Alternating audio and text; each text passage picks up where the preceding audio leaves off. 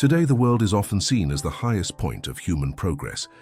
Many say we are living in the best time in history. We are told that modern inventions have solved many of the struggles people once faced. We can speak across continents in seconds, access endless information, and enjoy comforts that past generations could only imagine. Yet, even with all of this, something important still feels absent. Many people sense a quiet emptiness they cannot name. We were promised a brighter future, but somewhere along the way that light dimmed. The outside world advanced, but the inner world was left behind. From a young age, we are taught to believe that the world is always moving forward, that every new discovery will make life richer and easier. But few ever stop to ask what better truly means. We assume more is always good, more speed, more tools, more wealth. But is a life truly better if it leaves the heart unsatisfied? People chase technology, comfort and money, believing these will bring happiness. But if that were true, why do so many feel anxious, disconnected or lost? It seems the modern world has given us everything, except peace. The issue isn't with progress itself, but with how we've forgotten to anchor that progress in wisdom. The world urges us to rush, to compete, to produce, not to reflect, not to breathe, not to be. We're told that happiness lies in constant growth, in always reaching for more.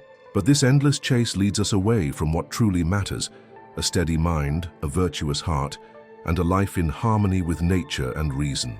Marcus Aurelius once wrote, "You could leave life right now.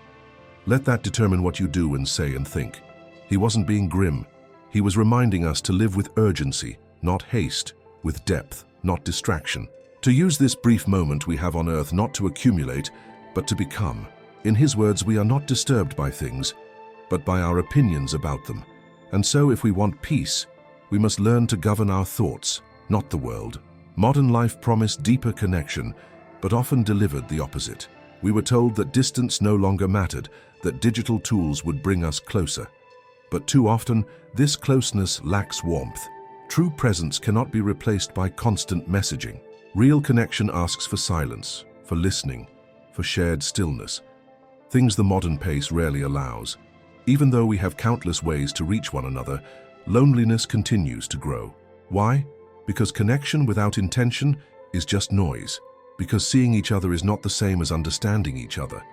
We were also told that more knowledge would bring freedom. Now we are flooded with information, but instead of clarity, we find confusion. We are pulled in 1,000 directions. Silence becomes rare and thoughtfulness harder to find. Knowledge once guided people toward wisdom. Today, it often entertains more than it enlightens. We know more but understand less, because understanding demands stillness, and stillness is a forgotten art. The system we live in also teaches us what to desire. It tells us to chase status, success, and recognition. But Stoicism teaches the opposite, that freedom comes not from having more but from needing less. That peace arises when our desires are simple and our actions are in line with our values. And if you're enjoying the content, consider becoming a member of the channel. In addition to helping the channel, you also get exclusive content. Click on the link in the description and become a member right now. Back to the content. Now, a person's worth is often measured by how busy they are, how much they produce, how quickly they move. But none of these define the soul. The modern world often ignores the heart, the conscience, and the quiet strength of inner character. Economic growth has taken priority over personal growth. Noise has taken the place of reflection, and constant doing has been valued above deep being. We are taught to run toward goals that never truly satisfy. And when we reach them, we often feel just as empty as before, because we were running in the wrong direction all along. This is the great paradox of our time. We are faster, but not more peaceful, more connected, but not more caring, more informed, but not wiser. This isn't just a small flaw in the system. It is the result of a way of life that values machines more than meaning. People are shaped to become useful parts in something that never stops. From the moment we are born, we are prepared not to live well, but to fit in and keep up. Work becomes a burden we must bear, not a calling we grow into. It drains our strength, fills our days, and too often leaves our souls untouched. Even when the day ends, the rest doesn't come. The body may stop, but the mind continues. The noise outside becomes noise inside. And so the ancient words of Marcus Aurelius echo again: "Nowhere can man find a quieter or more untroubled retreat than in his own soul." If we are to heal from this modern unrest, it will not come from more, only from less. Not from speed, but from stillness. Not from having, but from being. The tools that were meant to make life simpler have instead made it harder to separate work from personal time. Many people feel like they must always be ready to respond, always available. Tiredness is no longer just in the body, it lives in the mind too. It feels like being caught in a never-ending loop, where one day looks just like the one before, and true rest becomes rare or unreachable. Working hard is often praised as the most important thing, while resting is seen as something unimportant or even wrong. Taking time to pause is treated like a mistake, as if a person's value depends only on how much they can do without stopping. But when we live this way, getting tired is not a surprise, it's something we can expect. Feeling nervous, stressed, or overwhelmed becomes part of everyday life, especially when we've been taught to believe our worth depends on how much we achieve. Another important part of this system is how much we are encouraged to buy things. It's not enough to work. We're also pushed to keep spending. We are taught that buying new things will make us happy, but that joy doesn't last long, and very soon we want something else. The system works in a way that never lets us feel satisfied. As soon as one desire is fulfilled, a new one takes its place. We are surrounded by messages telling us that happiness is just one more purchase away. But these messages don't only talk about products, they sell us dreams. They tell us that success, belonging, and being seen as important can all come from what we own. Each new item promises to make life better, to bring joy, to give us a sense of purpose, but that feeling often fades quickly. That sense of disappointment after we buy something isn't an accident, it's what keeps the cycle going. The system depends on us always wanting more. That constant feeling of not enough is what keeps the machine running. This way of living also changes how we think about time. Instead of being present, many people spend their days waiting for the weekend, waiting for a new phone, waiting for a better moment that never really arrives. The present becomes a path we rush through just to reach a future that ends up feeling exactly the same. We are always chasing a better life without noticing that life is already happening, and we are missing it. Another consequence of this system is the way it affects our relationships. Time spent with others has been turned into something quick, something rushed. We treat conversations like short tasks. Messages interrupt our thoughts. Days are packed so tightly that true connection feels rare. In a world full of distractions, deep friendships become harder to keep. We are also taught that needing others is a weakness. Independence is praised so strongly that asking for help or needing comfort is seen as a flaw. Many people believe they must face everything alone without leaning on anyone. But the truth is, people need people. Connection is not a bonus. It's something every heart needs. When real connection disappears, people begin to feel a deep emptiness that no achievement or entertainment can fill. The result is a world where many people feel alone, even while surrounded by others. This isn't the peaceful kind of solitude that helps us grow. It's a silence created by a way of life that separates us from one another. It turns people into isolated parts of a system that keeps moving without ever asking how we truly feel. We may walk through crowded streets, sit in busy rooms, or scroll through endless updates, but often without feeling truly seen, heard, or connected. But there is something important to understand. If you have been trying for a long time to get out of your comfort zone and learn more, but you still haven't managed to do so, there may be something you are not aware of. I know what it could be. It is anxiety. Anxiety is like a snake that comes silently and affects you without you realizing it. It makes you feel bad for days, months, and even years. Living like this is like being sick all the time. But I know a solution. The Stoic philosophers, together with modern psychology, have a way to help you get rid of this. I myself managed to cure myself of this anxiety. I made a video explaining how you can get rid of this evil, and it is in the first comment. Click on the link in the first comment and start curing yourself of this feeling of anxiety. When people don't have real, honest connections with others, they often feel a kind of quiet sadness. It's a strange emptiness inside, something hard to name. Many try to cover this feeling by staying busy or looking for distractions, but those things never fully take it away. This way of living has become so common that most people no longer question it. It's treated as the only way life can be, as if this is just the cost of progress and comfort. But even when everything looks normal on the outside, deep inside something feels wrong. There's a quiet sense that something important is missing, and that life was never meant to feel so empty.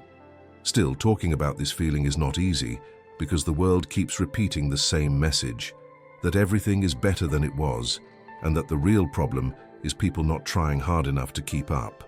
In a world that keeps us working, rushing, and distracted, we are often too busy to stop and ask the most important question of all: why? Even with all the tools and modern comforts around us, many people have lost touch with who they really are. The feeling of being far from others and even far from ourselves is not just a small side problem. It shows us something deeper. It shows that we have become separated from our own hearts. The search for meaning, something all humans deeply need, has been tangled up in goals given to us by others. We are told to find meaning in success, in money, in being noticed or admired. But chasing these things rarely brings peace. They might feel good for a moment, but they do not truly fill the space we feel inside. The kind of life often shown to us as the best or most advanced may actually be built on something very thin, something hollow. That emptiness becomes even clearer when we take a moment to stop, breathe, and ask ourselves quietly, is this really the life I wanted? Each time we follow the path others expect us to take, without thinking about whether it's right for us, we give up a little piece of who we are. We remind ourselves that this is how it's supposed to go, that the reward is just ahead. But somehow we never seem to get there. And the most troubling part, we've become used to this feeling. We've grown used to living with a quiet kind of anxiety, the hope that maybe tomorrow things will feel better, brighter, more complete. We tell ourselves that the next achievement, the next purchase, the next big moment will finally bring the happiness we're looking for. But over time, we begin to realize something unsettling. The future is often just a reflection of how we're living right now. If we're always waiting, always chasing, always hoping for something outside ourselves to fill the emptiness, then that emptiness never truly goes away. Waking up to this truth is not easy. It's not a sudden moment of clarity. It's more like a slow, painful unraveling.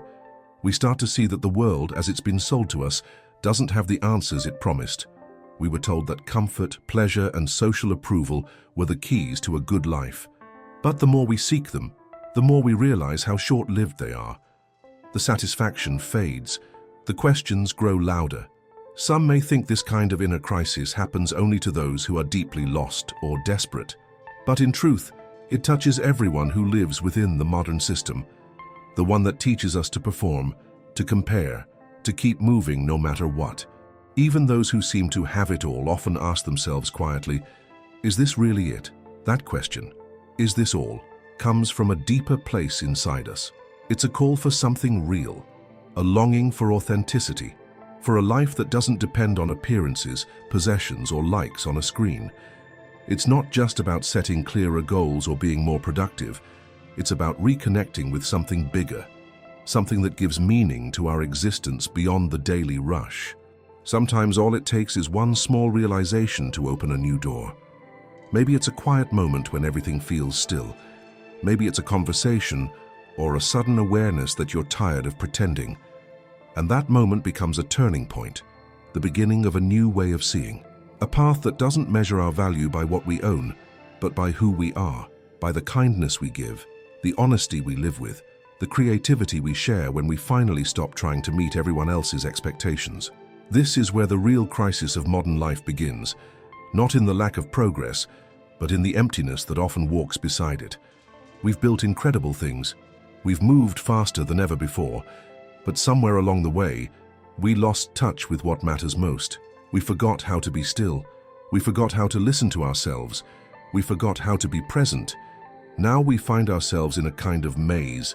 Success, wealth, and productivity are placed on pedestals, as if they are the only things worth striving for. But they are just shapes made of smoke, illusions that disappear the moment we reach out to touch them. And while we keep chasing them, we remain stuck in an endless loop, always running, never arriving. But here's the truth. What we need isn't more things. It isn't more achievements.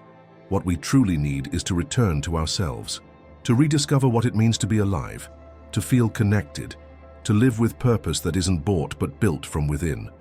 What we truly need is to live with intention, to slow down and make space for what really matters. In a world that keeps pushing us to go faster, earn more, and do everything at once, we've forgotten how to simply be. But somewhere inside us, we still remember. We remember what it feels like to sit quietly and watch the sun set. We remember the warmth of real conversation, the comfort of being fully present with someone we love. We remember what it means to laugh without reason, to cry without shame, and to live without pretending. To find our way back, we don't need more noise or more things. We need to reconnect with ourselves, with each other, and with something deeper that can't be bought, can't be posted, and doesn't care about how many followers we have. This kind of connection comes from within. It's built in silence, in stillness, in the little moments that often go unnoticed. And here's the truth we so often overlook. The meaning of life was never hiding in the rush. It was never buried in success, applause, or achievements. It's been in the quiet all along, in the slow mornings, in the gentle breath between thoughts, in the friendships that make us feel seen, in the courage to be real, in the simple act of noticing the world around us and our place in it. When we stop searching outside ourselves for answers and instead begin listening to the quiet voice within, we discover something powerful. We already have what we were looking for: peace, purpose, presence. These things live inside us. They've just been waiting for us to come home. And if anything in this message spoke to you, even just a little, I'd love to ask you for a small favor. Would you consider liking this video, leaving a comment, or subscribing to the channel? I know it might seem like just a tiny click, but it actually makes a big difference. That one small action helps this message reach someone else who might be feeling lost, overwhelmed, or simply in need of a reminder that they're not alone. And that's what this space is about, reminding each other that it's okay to slow down, to feel, and to live a life that's honest and true. Before you leave, you might notice some other videos appear on your screen. I could describe them in detail, but for now, I'll just say this: they explore these same ideas even more deeply.